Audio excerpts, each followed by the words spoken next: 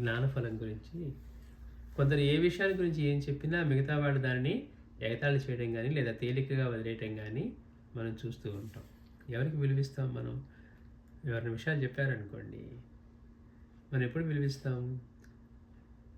ఎవరైనా చెప్తే మిగతా వాళ్ళు దాన్ని ఏం చేస్తుంటారు? తేలికగా తీసుకోవడం కానీ ఎగతాళి చేయడం కానీ చేస్తూ ఉంటాం మనం చూస్తూ ఉంటాం. అలాంటి ఒక వ్యక్తి ఒకసారి స్వామీజీ వద్దకు వచ్చి, స్వామీజీ, నేనేం చెప్పినా మా వాళ్ళు వాటిని పట్టించుకుపోవటానికి నన్ను చులకనగా చూస్తున్నారు కూడా.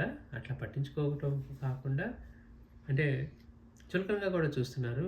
అందుకు నన్ను ఏం చేయమంటారు అన్నాడు. అంటే నేనేం చెప్పినా కానీ నన్ను పట్టించుకోరు, పైగా చులకనగా చూస్తూ ఉన్నారు, నేనేం చేయాలి అన్నారట.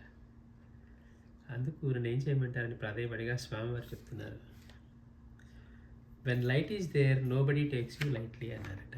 స్వామి ఇంగ్లీష్ ఎట్లా ఉంటుందో చూడండి. అంటే ఏంటి? ఏదో మనకి తెలిసిన పిచ్చి మాటలు మాట్లాడటం, అక్కడ చదివాను ఇక్కడ చదివాను, ఆయన ఎవరో చెప్పారు ఈయన ఎవరో చెప్పాడు అనుకోవటం కాదు. లైట్ అంటే ఇక్కడ జ్ఞానం.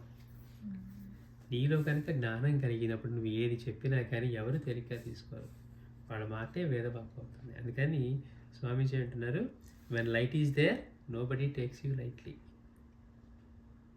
జ్ఞానం నీకు కనుక జ్ఞానం ఉన్నట్లయితే ఎవరు నిన్ను తేలిగ్గా తీసుకోరు అని అన్నారు. శ్రీ సచ్చిదానంద సద్గురు సాయినాథ్ మహారాజ్ కీ జై.